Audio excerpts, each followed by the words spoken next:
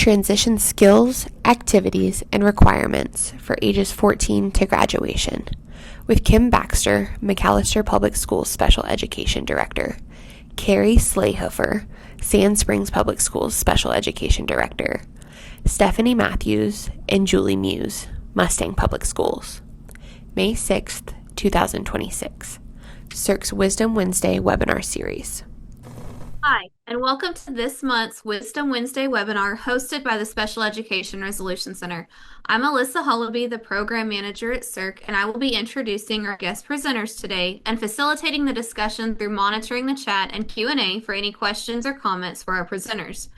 Today, our webinar is Transition Skills, Activities, and Requirements for ages 14 to graduation. We have Kim Baxter, the Special Ed Director for McAllister Public Schools, Carrie Schlehuber, Special Education Director for Sand Springs Public Schools. And then we have Stephanie Matthews and Julie Muse, Special Education Director and Special Ed Program Coordinator for Mustang Public Schools. And they're going to share information with us about their transition programs. Kim, go ahead and share your screen to get started, and I will monitor the chat and Q&A for any questions or comments. We will save these for the end of each presentation. Thank you. All right. It works this time. I am Kim Baxter. I am the Director of Special Services at McAllister Public Schools. My presentation, we have a fairly new 18 plus transition program that when we started looking at that model, we wanted to translate a lot of the things we wanted to do for that particular group of students and take it down to our 14 plus students. And so this is looking at how and what we do, how that philosophy changed some of the things that we did for our school age students, and how it started changing our philosophy and the activities that we presented for our students. So our program is learning independence for every day. And we wanted to look at that not only just for our students who are OAP and we're transitioning into adulthood, but for all of our students who attended and were on an IEP. And so what we were looking at is how can we bridge the gap between our school-based services and what the students wanted to do when they became adults. And this is a lovely graph that AI does. Thank goodness for that. On looking at all of the different components that our adult students are using, that we are now trying to build into our high school and even earlier students. So that is, trying to do natural supports, building community engagement, fading school supports, even at a younger age. How are we working towards fading those school supports?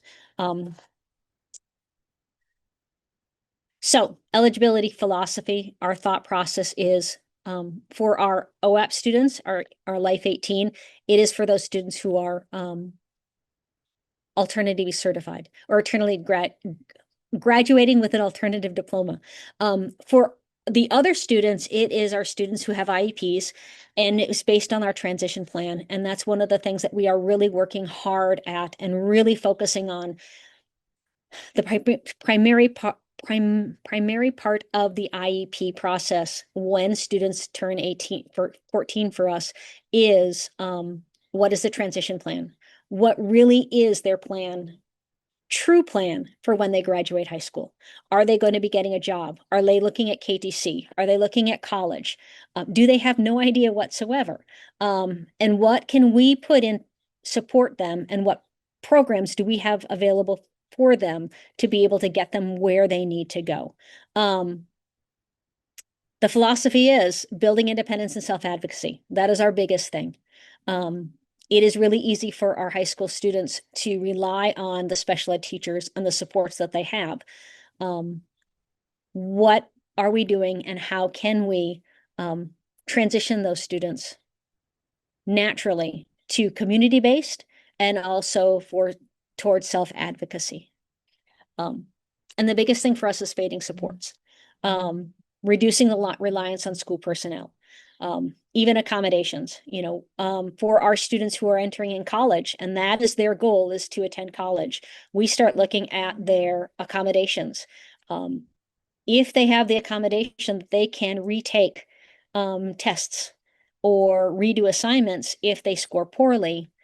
That is something that we do when they're in 9th and 10th grade, but we are going to start fading that when they get into the upper grades, because that is not something that the students are going to be able to do at a community college, at a college. We need to start fading that support. We are going to start coaching them on job applications. We have a time period in our school day.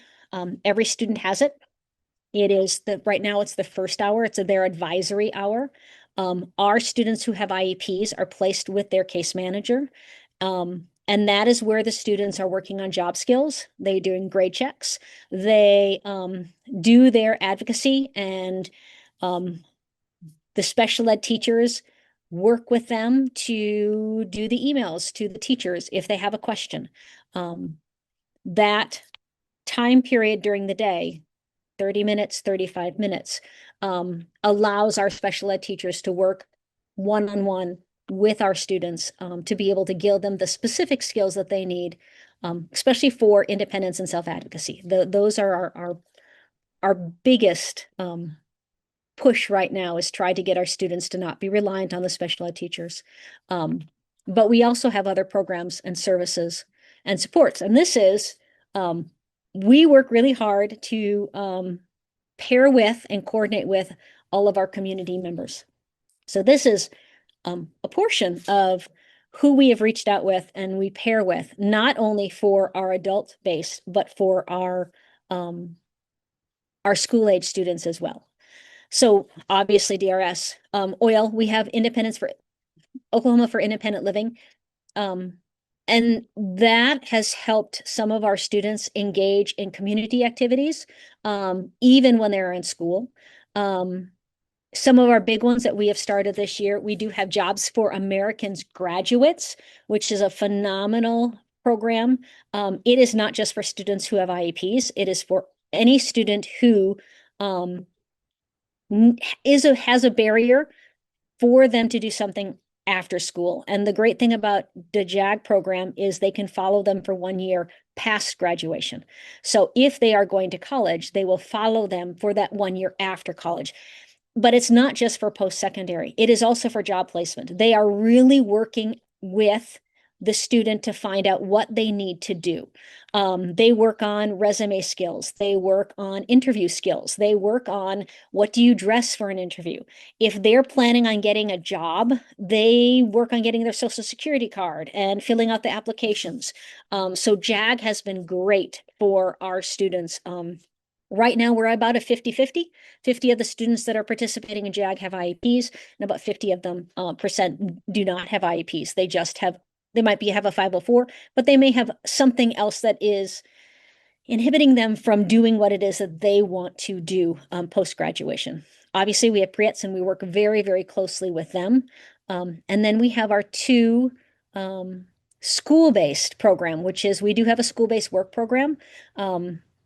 Most of our students, they earn a credit, not necessarily income, unless they are VRS. But we do place students working within our school as 9th graders, to start building those job skills, particularly the soft skills for some of our students. So it is a credit that they can earn as an elective to get them started. Some of our students who are really interested in education work as teachers' aides. They might work in the library. Sometimes that translates into a actual paid work through VRS, but some of it isn't. Some of it is just a credit that allows them to start working on their work skills. And the other program that we have is for our juniors to seniors, and that's our internship program. Again, this is not a program that is specific to special education students, but our students who have IEPs participate in it with the support, and we will place it on their IEP if need be. If students are interested in a particular field, they can sign up for the internship program, and they are placed all throughout the community. We have students that are placed at the hospital, that are placed in a car dealership, the vet, a beauty salon, schools, whatever they are thinking of that next step to be, they can do an internship. And it truly is an internship. They are expected to show up, to clock in, to dress as you are working. They are going to be doing the skills. It is all year. They have to clock in and clock out. They earn credit for it. It is their elective. It has been really good for our students, again, to learn a lot of those soft skills. But it has also helped our students narrow down. They may be interested in something or think they're interested in something. We had one young lady that from kindergarten on, every time she took a school picture, she had the lovely sign that says, "I'm going to be," and it was a school nurse. From kindergarten on, it was a school nurse. So she signed up for the internship program, and she was going to be a school nurse, or she was going to be a nurse. So that is what she wanted to do. That's it. 2 weeks in, the internship program, she decided she was not going to be a nurse. There are more bodily fluids in real life nursing than there are on TV nursing. And so through the internship program, because it doesn't just stop there, they worked on what it was that she really wanted to do. What was it about nursing that she was passionate about? And that was helping people in healthcare. So they worked with the hospital and the clinic to look at other jobs that have those same skills. And she was placed with OT for a period of time, and she was placed with radiology for a period of time. And she ended up finding that radiology was where her interest lies. And right now she is in school for radiology. It allowed her to find and narrow down what she was interested in. This was a student who had an IEP. Narrow down what she was interested in prior to attending school and starting down a path post-secondary that was not something that she ultimately was going to be interested in. She wanted healthcare, but she did find out that, yeah, nursing was not exactly what she was thinking it was going to be. So those are our two in-house programs that we have that we are very excited about. So establishing these partnerships with community members, and that internship program, I mean, we have people throughout our community, and we have had businesses that have opened up to allow our interns to work with them and find out what the job is, and get an idea of what the schooling is. And perhaps a 4-year degree is not something that they want to do, but there might be a 2-year degree or even a work base that is going to get them that same job or that same opportunity in that field without necessarily going through all of the education. So we truly believe that our employers are classrooms.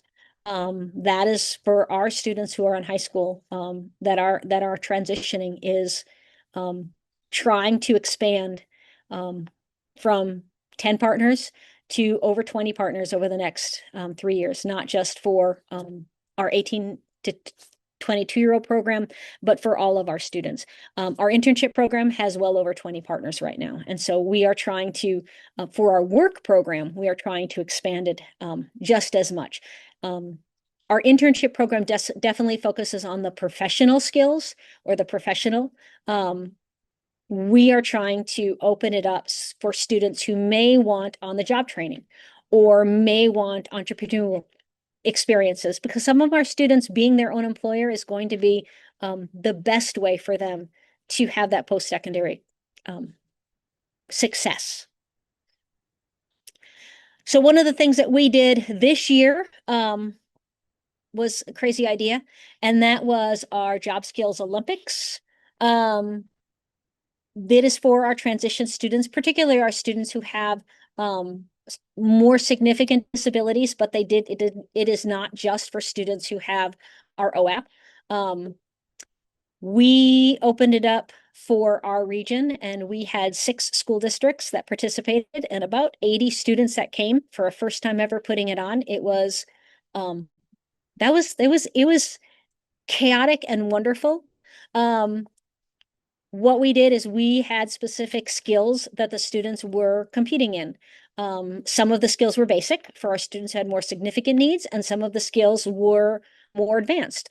We had custodial skills, we had hosting, we had job interviews where they actually had to present a resume, and we had community partners be the judges.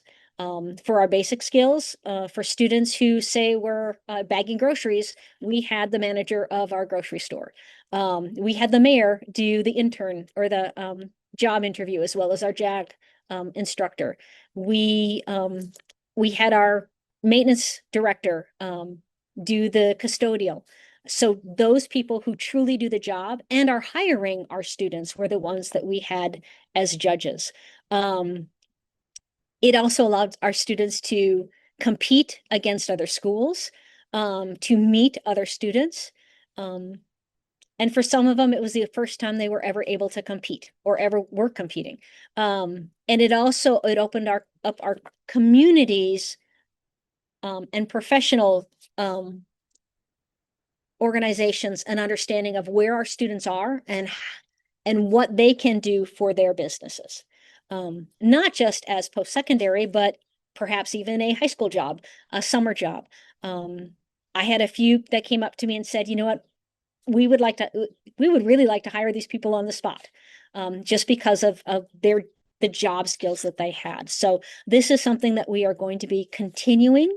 The hope is that maybe we can expand this out through Oklahoma and start having our students start competing in job-based skills.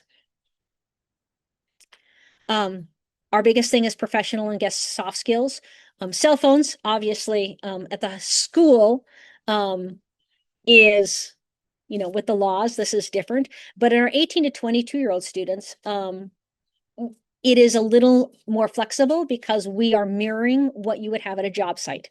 The same goes for our work skills and our internship, the expectation that they are following the same rules as whatever that job environment is.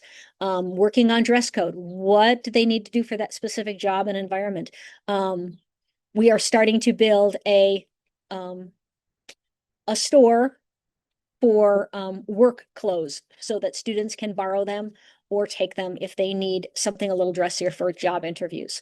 Accountability, having clear routines, knowing what workplace behavior is. Self-advocacy is especially important for our students to be able to say, this is what I need to do. This is how I'm going to learn in the best environment. And again, reducing adult supports. It is for us strategic. We are gradually fading both one-on-one assistance and also adult assistance. Our special ed teachers, they love our kids. They want to be helpful for the kids. They want them to graduate. But when they start getting into that junior and senior high, to start pulling away from those, I'm not going to email your teacher. I'm not going to talk to your teacher. I'll stand by you while you do it. And we're going to work on you advocating. How do you ask the teacher for help? How do you ask the teacher that I need to take this test in a quiet environment?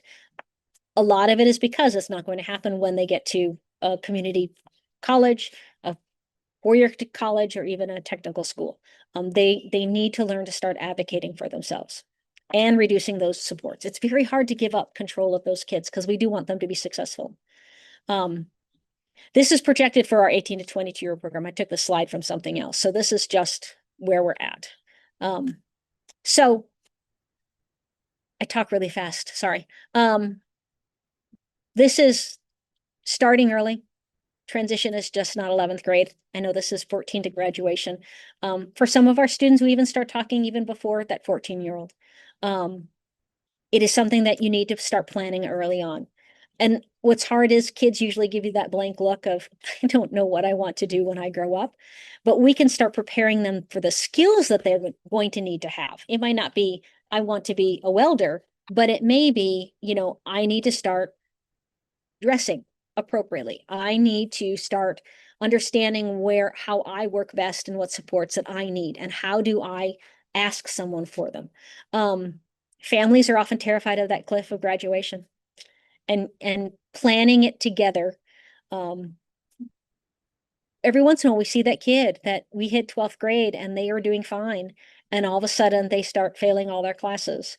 And we've had those conversations going, what's going on? And it's that they just don't want to give up that safety net, the terror of what comes next. And for both the family and the student. So preparing early so that it is not terrifying, that it isn't a cliff, that it's simply a bridge. And getting community buy-in, engaging your Chamber of Commerce, community organizations, not just for your students who have the most significant needs, but getting those things in place, one, so that they're willing to give students who might have a disability an opportunity to work in the community, but also finding out what they need for their employees so that we can start teaching those students. For us during that 30-minute time period that we have every day, we start working on soft skills and what is it that employers or colleges need from students. Obviously, the biggest thing is attendance, which is hard, but getting them to school, getting them to the job. That's what I have. All right, thank you, Kim. That was a lot of great information. We appreciate that. I do not have any questions in the Q&A or the chat, but I took notes on questions as you spoke. So is it okay that I ask those? Mhm.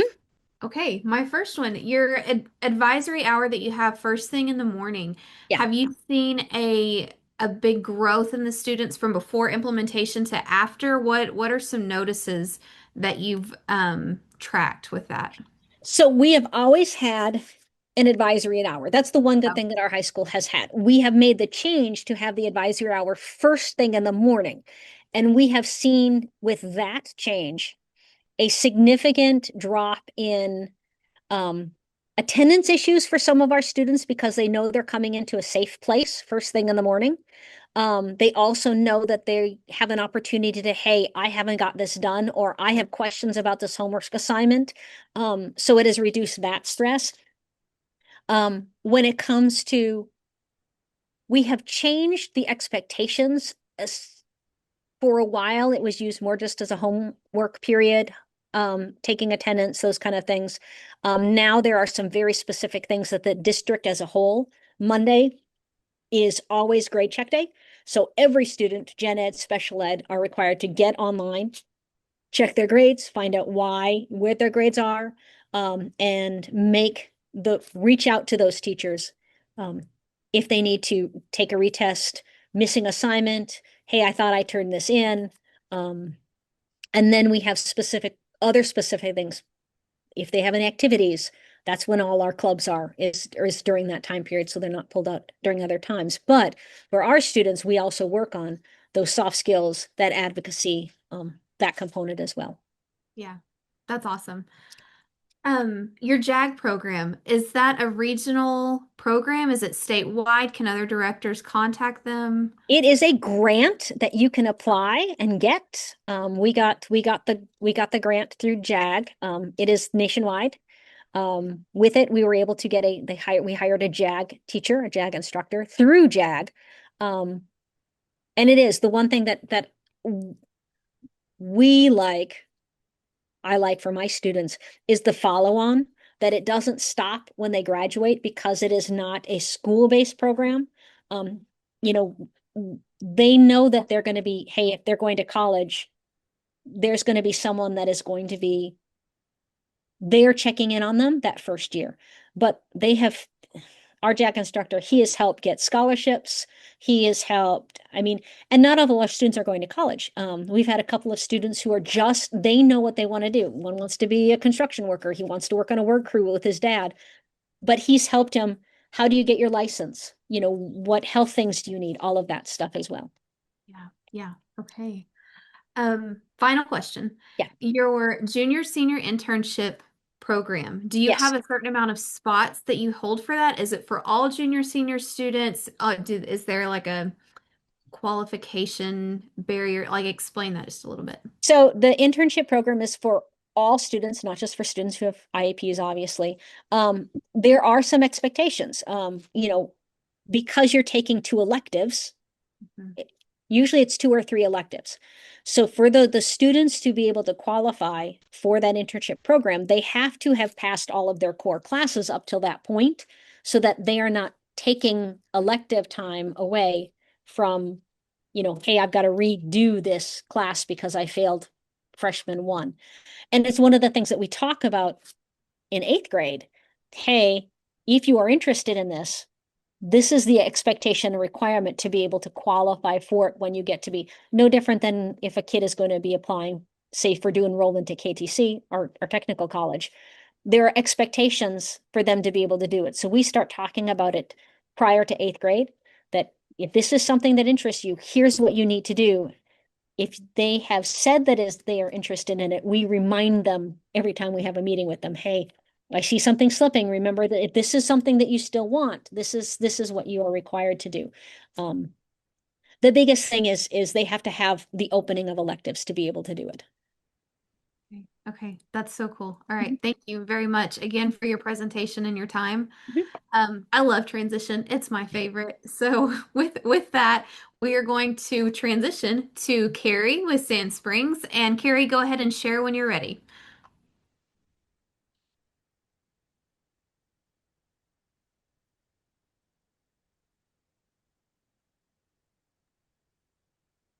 Let me get myself back together here. Okay.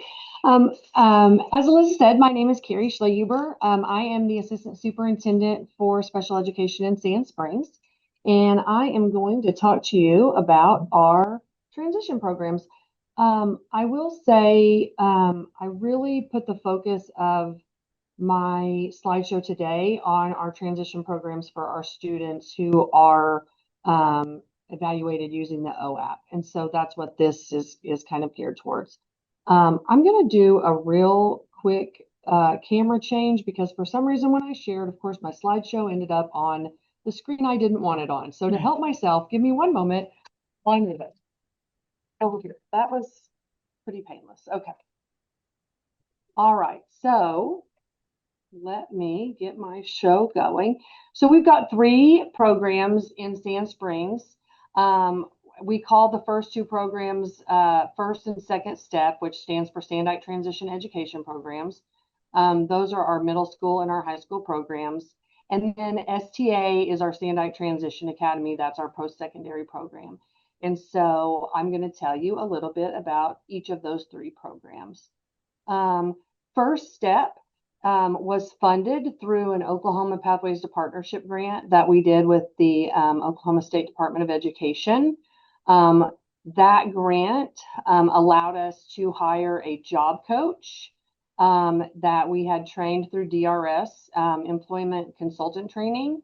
And then it also allowed us to purchase supplies and materials for a coffee cart, a mobile spiritware store, and a plant propagation and plant store. And so the coffee cart is pretty self-explanatory, but I'd love to tell you a little bit about the spiritware store and the plant propagation. And I'm going to show you really quickly. I think I've got a photograph. Here we go. So this is our mobile spiritware store. And first thing is we got it wrapped by a local vendor here in Sand Springs who does a ton of graphics for us in the district. And what he did when he found out what this was about, he actually made 3 different designs and then let the students in the program vote and decide which one that they wanted to use as their logo. And so that was really fun. They got to be all part of the process of setting that up. The Spiritware store, they make lanyards, they make water bottles, they make bracelets that are in Sand Springs Schools colors. And then they also have some other merch that they just sell from a local t-shirt store. But they have set up, we have a cafe day every semester where parents can come in and have lunch with their 6th through 8th graders. And so the Spiritware store is set up for that.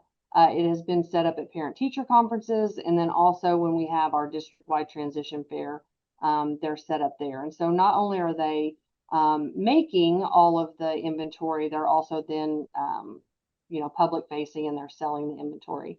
And that has worked really well this year, and has been a vehicle for so many different job and life skills training opportunities for those students. We also have a plant store we're still in the propagation part of that. We haven't started actually selling, but if you know anything about the Tulsa area, there's a pretty big herbal affair that happens in Sand Springs every year. And these students are actually going to be selling at the herbal affair next year. So we're really excited about that. Just another opportunity for them to be out in the public and show what they are learning. And so that is a little bit about our middle school program. And then second step is our high school program, so our 9th through 12th graders. We have several school-based and worksite job opportunities for students in these programs. At the school, they run a clothing closet, and they also run a prom closet. So families can donate gently used prom dresses or male prom wear. And the students in this second step program, they actually run that closet, and they help other students that want to come and use any of the materials that we have in there. We have life skill classes that are elective classes for our students that are served using the OAP, where they're just getting those hands-on skills for what they need to be able to do when they're living and working independently someday. And then we also do a program with Tulsa Tech and their CERT Academy, where our students go and do assessment training at the CERT Academy. And I think this was the first year that high school group went, and it was really eye-opening for them to see some things that they could be working on a little bit more with students. We do work adjustment training here in the Tulsa area. We have students that go to Goodwill and to Bridges, and obviously we transport students to those programs so that they have every opportunity to get back and forth from them. And then I also just applied for the CTE Special Populations Grant. If you're not familiar with that grant, they run 2-year grant cycles.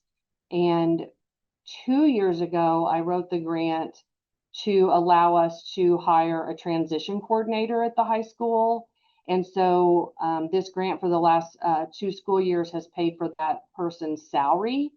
But one of the things about the CTE Special Populations Grant, if you're not familiar with it, when that grant cycle ends, there are 2 expectations. One is that you will have figured out a way to make that self-sustaining. So we had to take that salary on and allow that person to continue on as our transition coordinator without the funding from CTE. So it's important that you recognize if you write it for salary or anything like that, that you would want to make sure that that's something that you would be able to continue and sustain. The second thing is when you write a new grant, it has to be unique. So I couldn't have just re-upped the grant for 2 more years to pay for the transition coordinator. So those are just a couple of things to keep in mind if you look into the Special Populations Grant through the CTE program. My high school was super jealous when they saw the mobile spiritware store. And so they asked if there was any way that we could do that, emulate that same program at the high school. And so when I wrote the Special Populations Grant, same thing. I wrote it for the job coach. They want to do like a snack shack. They have a industrial size popcorn machine that was donated by a bank. So think about like those big machines that you see at maybe the movie theater. And so they wanted to set up like a snack shack. And then they also wanted to do the mobile spiritware store. And so we're hopefully going to get that grant. We'll find out this summer. And if that's the case, that's just another program that we'll be adding at the high school level. And then we do have students, I didn't put this on a slide, but we do have students that do some internships inside the school. And they do a few things out in the community. I'm still really trying to build up our base for community involvement. Our Chamber of Commerce is awesome. I was so glad that Kim mentioned that, because our chamber is also really great.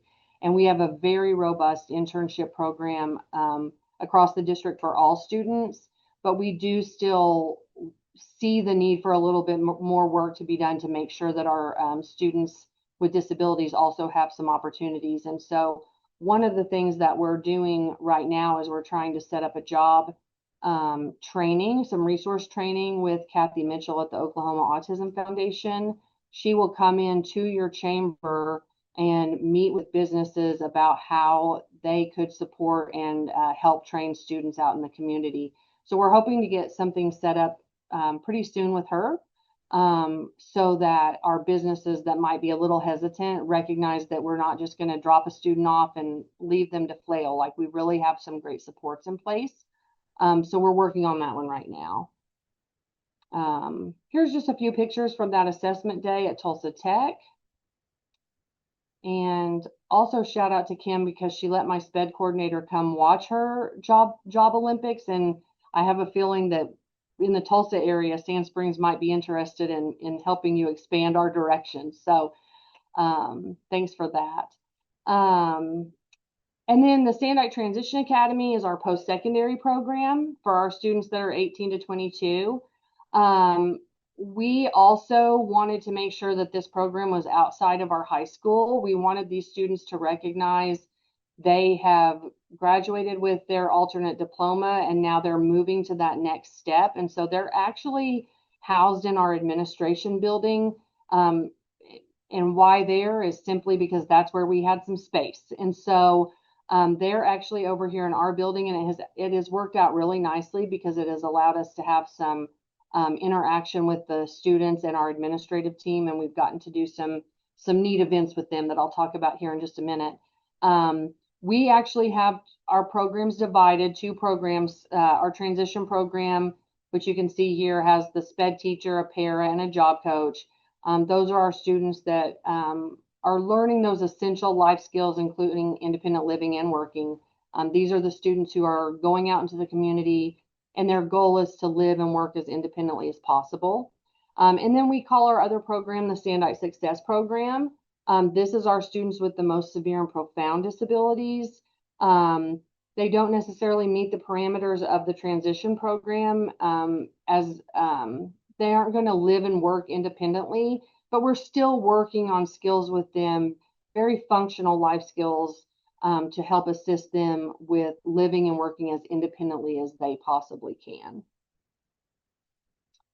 I'm a really big proponent of basing things on individual students' needs, abilities, and their plans for adulthood. And so you all will know that often it feels like our students get pigeonholed into very small windows of jobs that they would be eligible to do. And we're trying to break that barrier here in Sand Springs and make sure that things are driven by students' passions and their talents and their abilities, not just by what we often stereotype that would be typical jobs for an individual with a disability to do. As I said, they are housed here in our building, and our building is a converted ninth grade center. And so we were very fortunate, because we left the family and consumer sciences classroom in place. And so we have a place where there are 4 full kitchens in their program. And so they cook every week. They go to the store, they make their recipes, they decide everything that they're going to do from start to finish, and they cook each week. I mentioned earlier that it has really allowed us the opportunity for our central administrative staff to get to know them. They do a monthly party for us. It's a lunch party. And so think at Halloween time, they've got a cauldron full of smoking drinks, and they have, mummy wrapped foods and spiders and all sorts of fun things that they've set up and they've created. And it's really built a bond in our building for the students to be able to work with the adults there. And then they do monthly outings to restaurants, skill practice, ordering food, using money, all of those life skills that are so important for them. They also have several simulated work experiences that we've created. So They have a simulated grocery store, a hotel room, a restaurant set up with a couple of tables, and then a post office where they can practice sorting and delivering mail. Those are all programs set up inside of our Transition Academy and in different classroom spaces. And then they also have done some really great things out in our community. Our other sites in the district have been very welcoming to our students. And so they've been classroom assistants in pre-K and kindergarten classes, in a PE class. We've had students who have worked in our child nutrition department. And then we had a student who actually worked in a boutique here in town that was close to the Transition Academy, where she was doing some customer facing sales, but more importantly, the part she loved was being a social media model for their boutique. And so that has been really fun. Another thing that we do that I forgot to put on the slide, our Sand Springs Community Services, which is an organization that serves our families in Sand Springs that need help with resources like food and utility bills. They're housed in the same building, in our administrative building. And so we've also partnered with them, and they have a clothing closet there that they utilize our students to work in the clothing closet. One thing that I'm really proud of with our Transition Academy is that we've partnered with our high school internship program. And so seniors who are on the teaching and learning path, we employ them as paid student interns at our Transition Academy. These are students who want to pursue a degree in education. And this is a way that they are able to kind of get their foot in the door for that. And so we have a morning intern who comes and does classroom activities with the students, and then an afternoon intern who actually goes to different sites with students and helps shadow and support them. To me, this is a win-win because we're also trying to build that pipeline to have these graduates come back and be teachers in Sand Springs whenever they finish up their college careers. But it's been really beneficial because it serves two purposes. It helps them to understand if that's something that they truly want to go into as an educator. And then it also just makes a great partnership between our high school seniors and our students at the Transition Academy, because oftentimes our students will respond to and work so much better with peers as opposed to someone that they see as a teacher, as an adult in the program. Just a few pictures there. I'm telling you what I have found about our community that I think is probably true about every community. If we call someplace and say, hey, can we come do something? People are willing to let us come. This photo in the middle shows our group went and did a floral design class one day with a local florist. They go out into the community and just get really well received. And so I think it's important to note, if I could say to other directors, like, go ask people, because I think people in your community are really willing to help. And then I was just going to share really quickly a couple of success stories. This is Chris, and I should have started with this, that I did have permission from all of these parents to share these stories and these photos with you. So no concerns there. But Chris graduated from our Transition Academy last year, and we were actually able to hire her here in our building. And so she comes into our building 3 days a week, and she works in our payroll department and assists with filing. What you can see in this picture is she's going through envelopes and marking off, we all do this inter-school mail, and you've got 27 different names on the envelope. She goes through and she marks those out so that they can be reused again. And she goes from office to office to just check and see if people need any help. I had to put her post up there in the middle, though. This was what I was referring to when she was the social media model for the boutique where she was working. That was her favorite thing to do. And so that was something I wanted to share. And then another success story is Aiden. Aiden also graduated last year. Aiden loves shredding, which is just so funny to me because it goes back into those things that sometimes our students get pigeonholed into doing. And I said, I'm very passionate about saying we want to serve kids where they're passionate and not just in an area where they get pigeonholed. But what Aiden loves is shredding. And so we've actually hired him here in our building, and he comes in 3 days a week also, and he does the shredding for the entire administrative building. And also, principals at other sites know if they have some big shred jobs that they want to do, they get that shredding over here to us, and he does those as well. The other thing that Aiden does for us is he sorts all the mail in our building and gets it into all of the mail slots to go out to the different sites and the different departments that need their mail. And so we're really proud that those two graduates of our program were able to be hired back by our district, because one thing that I've noticed can often be lacking in programs is we placate families by keeping them 4 more years, 18 to 22, and then they still end up at home without another opportunity after their 22nd birthday, after that year that they graduate from the program. And then lastly, I just like to put things out there because then I'm held accountable by other people when I say that I'm going to do more things. And so we're working right now on a vocational partnership. There's a local service agency here in Sand Springs who serves adults with disabilities with housing and some job training, but they're trying to expand their vocational programming down to age 16. And if they do that, that's something that we'll be able to start sending our kids to that's right here in town and not having to bus them to other places like we are currently doing.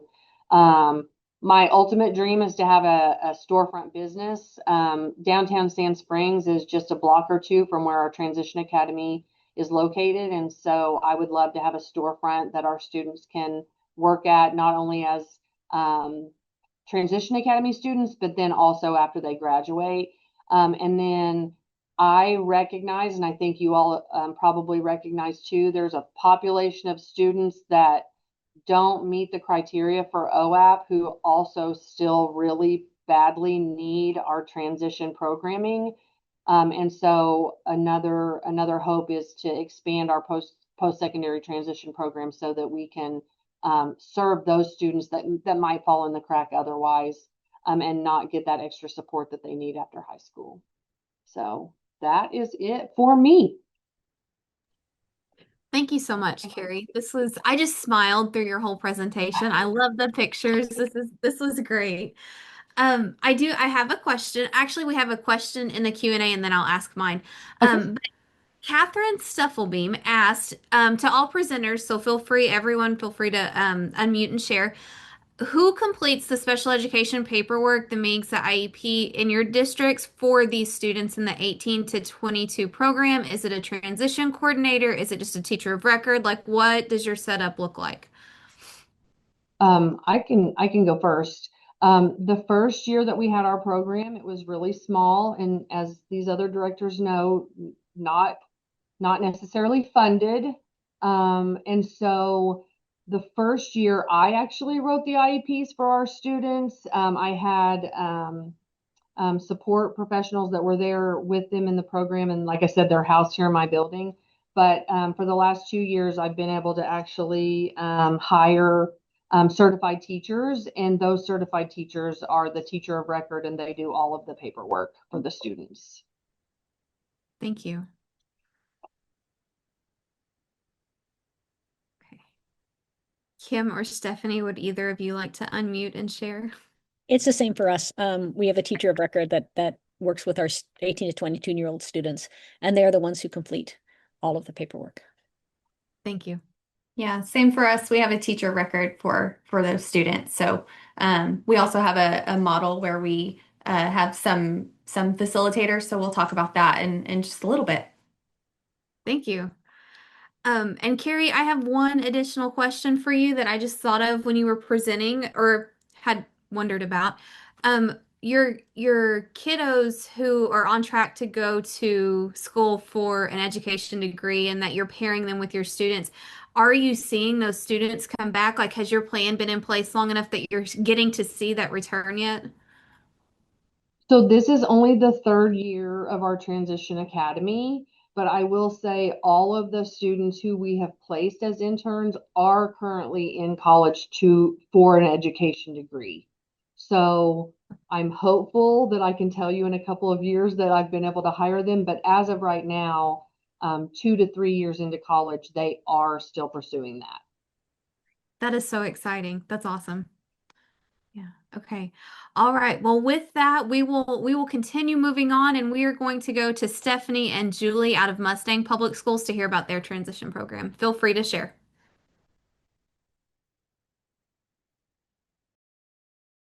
Okay. Hello. I'm going to exit out of this real quick. All right. Good. So I'm Stephanie Matthews. I'm the Executive Director of Special Education for Mustang Public Schools. And I'm Julie Muse, Special Ed Program Coordinator for 5th grade and above. And we are here to talk about our transition programs. So thank you for having us.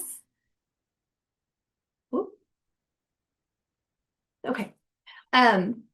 Okay, so this is just an overview for our 9th through 12th grade transition programs. We do have a transition program for 18 to 22, and that's called the Mustang Transition Academy. I know it's so random and special, but we wanted to talk about our 9th through 12th grade programs today. So what these look like and just kind of an outline of those. Our career and technical training classes, we do have career readiness classes, career exploration classes. We have a Tech Now, which is a computer-based curriculum, and then CVTC, General and Service Careers. We have our Canadian Valley Tech Center is our CV Tech Center. So lots of supports in place. We have freshman success classes. Julie will talk a little bit about our supportive direct instruction class. We call that SDI, and what that looks like. It's kind of a hybrid model for those kids who may not necessarily qualify for OAP, but need extra supports. A lot of involvement with DRS, preparation for MTA, which is our transition academy, and work adjustment training and things like that. We offer the full gambit of services. The continuums are, of course, Gen Ed with collab and resource rooms available, co-teaching, direct instruction, SDI, which we'll talk about, and then functional skills is what we call our more severe profound programs, and there are hybrids of that we use. So just across multiple settings, that's our service continuum. And then we have a lot of electives, both for Gen Ed and for adapted electives. Students have adapted PE. We have an adapted art and food prep class, adapted music class. So I'm going to let Julie kind of expand on that. Yeah, we're really excited about our food prep class that was new this year. It's an adaptive class. It's taught by a gen ed teacher who's in our FACS program, teaching that course, to gen ed students as well. But we created 1 hour for our students that's adapted. So they do a lot more hands-on. They're cooking very often. And the teacher actually approached us about some more money because she said, I'm needing to go buy some more ingredients because we're cooking a lot. So we're excited to continue that. Again, this was just our first year. And then our music program, we just trialed that. We had some professors from UCO come in, and they're trialing at one of our middle school sites and then also at the high school. And they're in our transition academy as well. It's located at the high school. So the idea behind that was to get their future educators that are in their programs at UCO teaching courses to our students. So we kind of started out just with the professors for now, and it's been wildly successful and so much fun for our kids to participate in.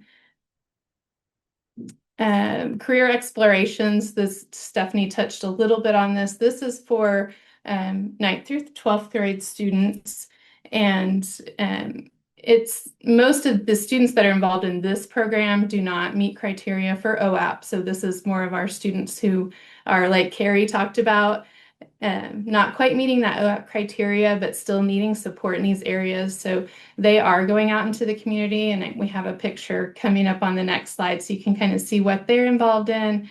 They start out with 1 hour in 9th grade, and then it increases in time as they get older, and they are working on activities at the school site, but also going out into the community. So, and then those soft skills that Kim and Carrie both mentioned, we're working on those things as well.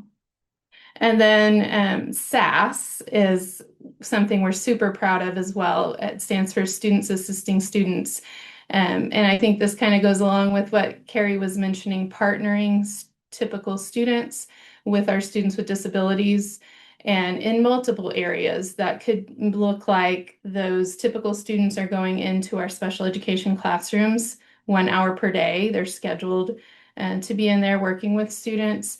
It looks like they're participating in Special Olympics, tutoring. There's lots of ways that they're involved in those partnerships. So we really, really love that. We just had our unified prom, and so our SAS students, we had football players who were escorting our young ladies, and they just had a great time at the prom. Just Lots of weekend. dancing. Yeah. Lots of great dancing going on. Yep. I heard they were doing the Cupid Shuffle. Yeah, We had to have a parent come and teach the kids because they were very confused. Yeah, I love it. Lots of fun. Our Bestie program, did you Oh, want to mention? yes. The Bestie program is not on the slide, but this is something we're going to start next year. And it involves a gen ed teacher partnering with a student with significant disabilities. And we were noticing that a lot of parent consents to excuse gen ed teachers were happening at IEP meetings. And it was explained like, well, your student doesn't go to gen ed, so we don't need a gen ed teacher in the meeting. Do you mind excusing that teacher? So we wanted to work on that. And, we always want to consider gen ed. Those teachers have knowledge that we don't have. They're on the other side of things, and they can see things that we don't always see. So the Bestie program will partner a gen ed teacher who volunteers to be involved in the program with a student with significant needs. And the expectation is they meet twice a month. It could be at lunch, it could be just a pop-in to visit the student in the classroom, and then they attend the student's annual IEP meeting. So they've built a relationship with the student, and they've kind of brought them into some more gen ed type, just in the gen ed world, and what that has to offer. So we're excited about the Bestie program. Let me look at my notes. Yeah, I think that was it on that slide. And like she said, we're really, really excited and proud of our SAS kiddos. That can also serve as a pipeline for future paras or future teachers. And so we really try to encourage those students. We have a sponsor, a SAS sponsor, which is one of our functional skills teachers that takes that over and oversees all of that, communicates with the kids and coordinates all the programming and things. So really, really proud of that. One more thing that we're super proud of is we just received our state banner recognition for our unified programs for the 25-26 school year. And we've had that sit from 2022, 23, 24, and now 25. So we're very, very proud of our unified programs. And so as far as career exploration partnerships, our high school students participate in our community partnerships we have Del Rancho, we have Pizza Hut. You'll see some pictures on the side there of what they do at each of these places. So Del Rancho is that bottom right picture, and he's getting the table all set up. The Pizza Hut, we're getting those boxes ready and assembling those things. The Hampton Inn, we do all kinds of stuff with the Hampton Inn. There's the laundry, there's the vacuuming, there's the making the beds, and I think there's a little bit of food prep too, so that goes into that. And then the Oki print shop where they're screen printing shirts and things like that. So these are valuable job skills that we want to provide hands-on experiences for them. So just some fun pictures for you guys to see. And then just looking at the IEP, I know that was mentioned in earlier presentations as well. We're working on strengthening our IEPs to address all of these areas, looking at post-secondary goals, what are students interested in outside of being a YouTuber or an NBA star. What is a practical, realistic goal that they have for themselves? And that could just be on the job training, working on dad's farm. What does that look like for them? Community participation, like we've talked about, getting them out there Working on communication skills, I think that's a big one for our students. It's something they touch on in our freshman success class, which is a gen ed class. But so just how to send an email, how to make eye contact, talk to an adult, things like that, but also working on what that looks like with our students with more significant needs. Employment readiness, work adjustment training is something that we're working on 9-12, but also in our transition academy, and then independent living skills. Yeah, and it states there for voting and volunteering. We also want to push that for becoming, successful members of the community, of their community, and getting how to register to vote and what does volunteering mean, and what that gives back to the community. So yeah, I think it's great. More on the transition planning and IEPs. So Do you want me to talk about Yeah. facilitators? Yeah. I was actually an IEP facilitator at the high school. It's a model that we really love. We have 3 IEP facilitators. They don't do any teaching. It's kind of an extra layer of support for students and families. Their responsibilities are writing IEPs and holding IEP meetings. They're also a resource for parents, kind of someone who's a little bit more available sometimes than the teacher of record, and can build a bridge between the parent and the teacher of record at times. So really working on that person who's not as involved in the student's life, connecting them with the teacher of record and the student. So powerful, having that student in that meeting. And I know you guys know that, and I'm preaching to the choir, but I remember sitting, it was a virtual meeting with a parent, and I just turned my screen and her son was sitting next to me, and she was just over the moon excited. And I thought, my goodness, has this not, he's a high school student. Has this not ever happened? So I push that with our teachers, that it's so valuable to have those students in their meetings. And even with parents, we get a little bit of pushback sometimes. Oh, he needs to stay in class. I don't want to pull him out of class for his meeting. It's fine, I'll do it. And we really encourage students being in those meetings. We do a student interview. They answer questions for us. You get some really interesting answers sometimes. What's a goal that you're working on? And they give you some good answers sometimes. It helps us plan those transition goals and activities. There's some transition assessments there that we use, the AIR and career direction inventory. We have the pictorial for our students who take the OAP, and then we use PICAP, which is the state requirement. What else on there? just Oklahoma's Promise and getting them signed up for that. Project Search. Do you want to? Oh, sure. Yeah. We have a student who's starting next year at Project Search. We're super excited. They are housed at Integris Canadian Valley Hospital. So it's a 9-month program, which kind of follows a school schedule, but they are working there. It's very small. I think they only accept 8 students, and they have lots of adult help there. And they work in the kitchen, in the office, and then I think they actually do some traveling around and maybe a little bit of patient interaction at our hospital. And then their focus, obviously, after that is a job placement. It doesn't necessarily have to be a medical field, but they're working on what the student could do after their program, placing them in a job. Yeah. We have a really good partnership with Canadian Valley Tech Center. We have a really good rapport with their coordinator there, their special education coordinator, who gets our kiddos signed up for things that they're interested in, kind of like what Carrie was saying. So, and then I put OTI on there just because the Oklahoma Transition Institute is just a really good resource. Coordinators attend.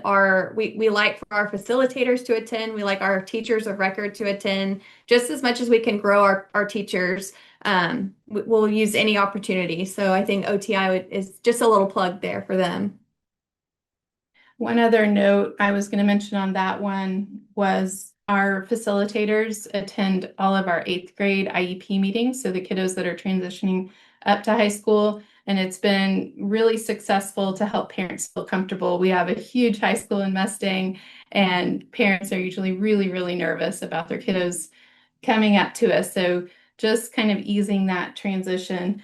And we also have a sensory friendly freshman orientation that is separate from our regular freshman orientation, which is, cheerleaders and the drum line. It's a big, loud to do and lots of kids. So we created a sensory friendly freshman orientation, very small group of students that come up, and we have a bit of a calmer experience for them. And our SAS kiddos help Yes. with that, or MHS students that need volunteer hours and things can sign up to help our kids and take them on the tour. So Yeah. yeah.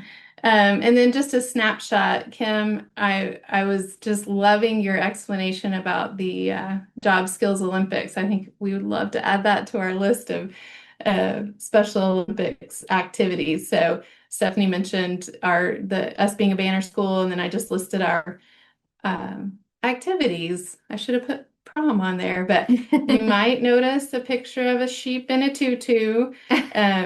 Our students got to partner with our FFA program and go out and participate in Unified Show.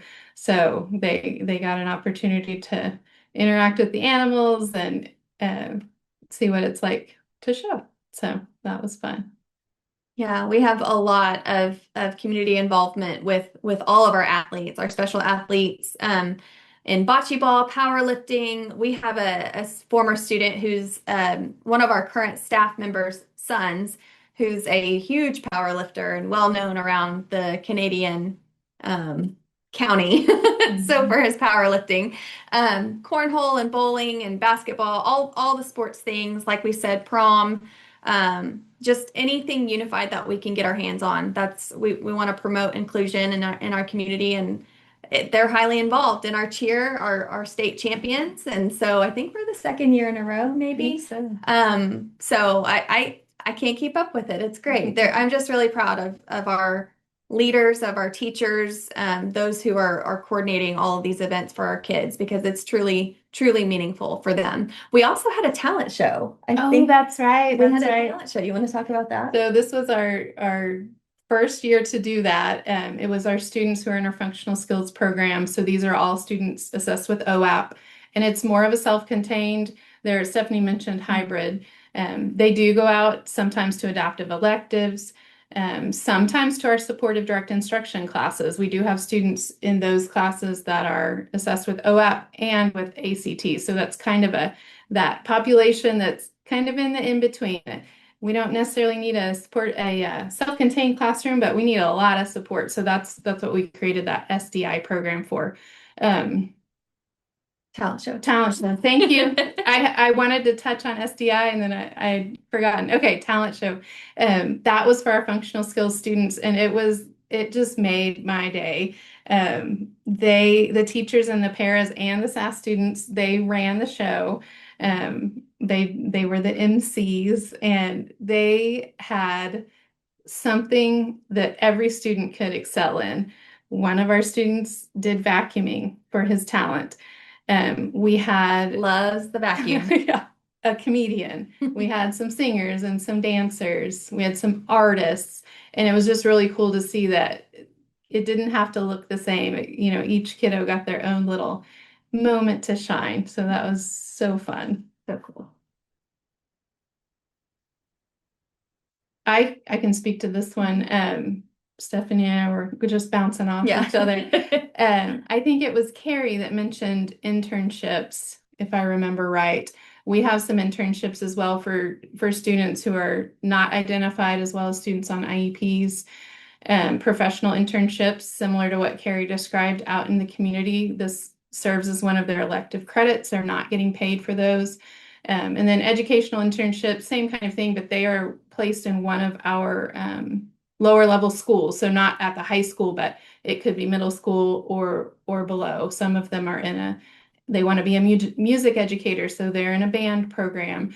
They're getting credits for these hours that they're spending. And it is the same as Carrie described. It's daily, and their expectations. They have to show up, or maybe it was Kim that was speaking to that, but similar. So some future teachers out there working in our elementary classrooms and getting some really great experience. My own kiddo did that and just absolutely loved it. It's so great for the high school student, the elementary students, the teacher, the exposure, all of it. Yeah. It's amazing. Yeah. And then employment essentials, again, these are available to all students. This is for students who are employed. One requirement for this program is that they have already obtained a job on their own. So they are getting paid for that, and they can have up to 2 hours out of school to go to that job. And it looks different for different students. Maybe they come in 2 hours late. If they have a morning gig or they're leaving 2 hours early, doesn't necessarily have to align the time that they're working, that they're not at school. That doesn't necessarily have to align, but they do have to be employed to continue that program. They get credit, and then of course the job is paying their salary, and this is not a DRS placement. It's more for our higher functioning kiddos. So Yeah.